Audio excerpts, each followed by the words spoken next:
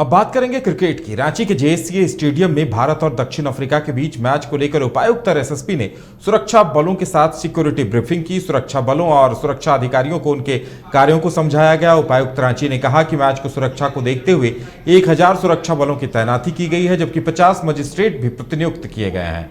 आपको बता दें कि 9 अक्टूबर को भारत और दक्षिण अफ्रीका के बीच मुकाबला है। इसे लेकर रांची के जेएससीए स्टेडियम में दोनों टीमों ने अभ्यास भी किया है और रांची के युवाओं में क्रिकेट को लेकर अजब सा उत्साह, जुनून देखने को मिल रहा है। क्रिकेट लवर्स जो हैं वो इनकी खिलाड़ियों की एक झलक पाने के लिए लगातार कभी होटल रेडिसन ब्लू के पास तो कभी जेएससीए स्टेडियम के पास चक्कर काटते देखे जा रहे हैं। हालांकि सुरक्षा की पुख्ता इंतजामात हैं। और ज्यादा जानकारी के लिए इस वक्त हमारे साथ हमारे क्रिकेट एक्सपर्ट राकेश रंजन जी जुड़े हुए हैं। राकेश जी, वाकई में क्रिकेट का बुखार लोगों के सर चढ़कर बोल रहा है। कई जगह तो दर्शक इस कदर क्रेजी दिखाई दे रहे हैं, उन्हें बस कल का इंतजार है। बिल्कुल क्रेजी किया रे गाना आपने सुना होगा, वही हाल रांची का है। और यहाँ पर सारे लोग क्रिकेट को लेकर फिलवक्त जो है क्रेजी दिख रहे हैं। सब में उत्साह जो है बहुत ज़्यादा है। टिकट काउंटर्स पे आप बात कर लें, वहाँ पर अच्छी खासी संख्या में लोग थे। हालांकि ऑनलाइन टिकट्स वालों की अपनी परेशानी थी और वो बहुत वाजिब भी थी कि ऑनलाइन टिकट लेने के बाद भी उन्हें घंटों लाइन में खड़ा रहना पड़ा है और उसके बाद ही उनका टिकट कंफर्म हो पाया। लेकिन खैर उन सब चीज़ों के अलावा अगर हम बात करें मैच में जो आज हो रही, तो आज के अगर हम दिन की बात करें तो जेएससीए स्टेडियम में मैं था। वहाँ पर जो 3-4 इवेंट हुए जो कि इम्पॉर्टेंट हैं, अगर उनकी बात करें तो सुबह दक्षिण अफ्रीका की टीम पहले जो है प्रैक्टिस सेशन के लिए आई। वो अपनी बस से आई और वो बस जो है सीधे स्टेडियम के अंदर चली जाती है और वहाँ पर जो ओवल ग्राउंड है, जो मेन ग्राउंड है उसमें नहीं, जो ओवल ग्राउंड है वहाँ पर साउथ अफ्रीका की टीम जो है वो प्रैक्टिस करती है। ये ऑप्शनल प्रैक्टिस था, इसलिए बहुत सारे कुछ खिलाड़ी जो है दक्षिण अफ्रीका के वो प्रैक्टिस में नहीं आए थे। लेकिन जो वहाँ आकर्षण का केंद्र था, अगर आप प्रैक्टिस की बात करें तो स्टब्स जो थे, जो बहुत ही उभरते हुए खिलाड़ी हैं और वाइट बॉल क्रिकेट में जिनकी चर्चा बहुत ज़्यादा है, उन्होंने काफ़ी लंबे लंबे छक्के लगाए और जो वो मार रहे थे तो जो ओवल ग्राउंड था उसके ऊपर से निकलकर स्टेडियम की छत तक जो है वो गेंदें पहुंच जा रही थी।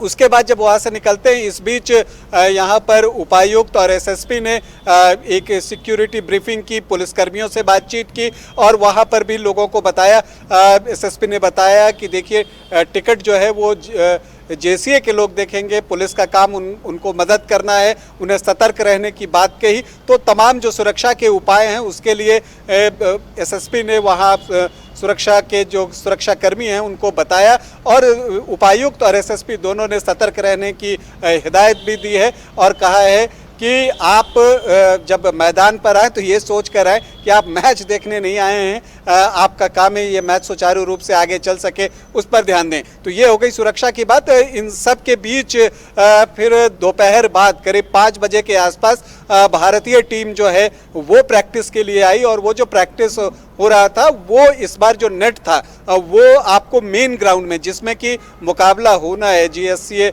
स्टेडियम का जो मेन ग्राउंड है, उसमें भारतीय टीम ने प्रैक्टिस की, जहां 4 नेट लगाकर साउथ अफ्रीका की टीम ओवल मैदान पर प्रैक्टिस कर रही थी।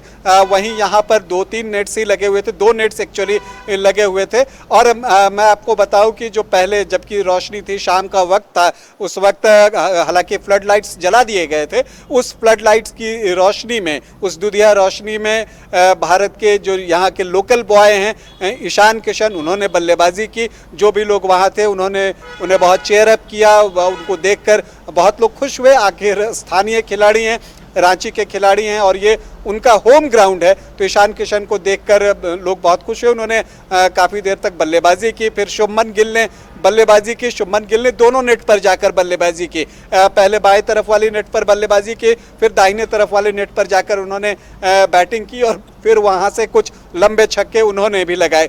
इसके बाद प्रेस कॉन्फ्रेंस होता है, शार्दुल ठाकुर प्रेस कॉन्फ्रेंस के लिए आते हैं और मीडिया के सवालों के जवाब देते हैं। बाइस्कोप की तरफ से मुझे भी सवाल करने का मौका मिला और मैंने उनसे पूछा कि आप धोनी के शहर में आए हैं, इसलिए ये सवाल आपसे पूछ रहा हूं कि 2007 में भारतीय टीम ने धोनी की ही कप्तानी में T20 विश्व कप का अब तक का एकमात्र खिताब जीता है।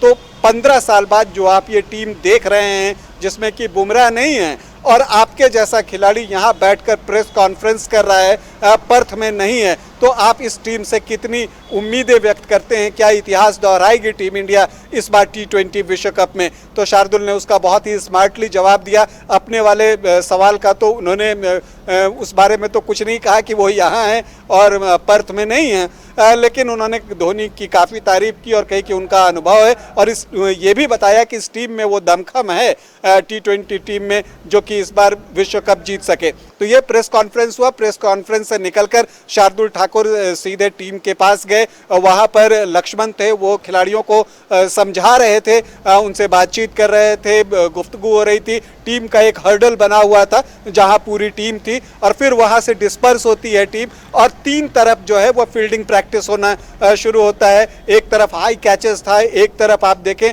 तो बाउंड्री पर किस तरह से कैच लेना है कि जहां आपको बाउंड्री का अंदाज़ा लगाना होता है कि कैच लेते हुए आप बाउंड्री से बाहर न चले जाएं, तो उसकी प्रैक्टिस की। कुछ खिलाड़ियों ने कैच पकड़े, आवेश खान के हाथ से 3-4 कैच निकले, शार्दुल के हाथ से भी कुछ कैच निकले, लेकिन शुभमन गिल बहुत अच्छे फील्डिंग मूड में थे। कप्तान शिखर धवन पहले जो है वो लॉन्ग कैचेस कर रहे थे, बाद में आकर उन्होंने हाई कैचेस पकड़े और उनकी भी फील्डिंग लाजवाब थी। यहाँ पर मैं धवन के बारे में कहूँगा कि जब एक ऊंचा कैच उन्होंने लिया तो कैच तो बड़े अच्छे ढंग से किया और फिर इस तरह से थ्रो करके मीडिया की तरफ दिखाया मानो वो डरा रहे थे। तो ये शिखर धवन का स्टाइल है। मस्त मौला खिलाड़ी हैं, खुश रहते हैं। अब तो उनके रील्स की भी इतनी सारी चर्चा होती है, रील्स के मिलियंस व्यू रहते हैं, तो वो दिखा। तो कुल मिलाकर एक माहौल था और फील्डिंग करते समय एक अच्छी बात है उदय, मैं आपको बताऊं कि फील्डिंग टीम इंडिया के लिए एक बड़ा कंसर्न है और उस मामले में जो है टीम इंडिया इधर लगातार बेहतर नहीं कर पाई है, जिसकी वजह से कुछ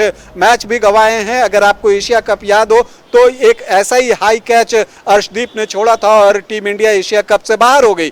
तो इस तरह से देखें तो फील्डिंग जो है जिसकी की चर्चा आम लोग करते हैं, हम और आप करते हैं, वो कंसर्न इंडियन टीम में भी है। तभी तो वो आज प्रैक्टिस में सिर्फ 2 बल्लेबाजों ने बैटिंग की और उसके बाद जो है प्रेस कॉन्फ्रेंस के बाद उन्होंने काफ़ी लंबे समय तक फील्डिंग की प्रैक्टिस की। तो कुल मिलाकर कल के मैच के लिए माहौल बन रहा है, संडे के मैच के लिए, और सबको उम्मीदें है कि एक जोरदार मुकाबला होगा भारत और दक्षिण अफ्रीका के बीच में। सीरीज के लिहाज से यह मैच बेहद महत्वपूर्ण है, क्योंकि अगर दक्षिण अफ्रीका की टीम संडे का मैच जीत लेती है तो वो सीरीज जीत लेगी और फिर दिल्ली का जो मैच है वो औपचारिकता भर रह जाएगा। वहीं भारतीय टीम की पूरी कोशिश होगी कि वो कल का मैच जीते ताकि सीरीज जो है वो काफी दिलचस्प, जोरदार, रोमांचक मैच देखने को मिलेगा, इसकी उम्मीद है। इसी वजह से जो क्रिकेट लवर्स हैं, क्रिकेट फैंस हैं, काफी उत्सुक हैं और देखने वाली बात यह होगी कि मैच में क्या कुछ सामने आता है।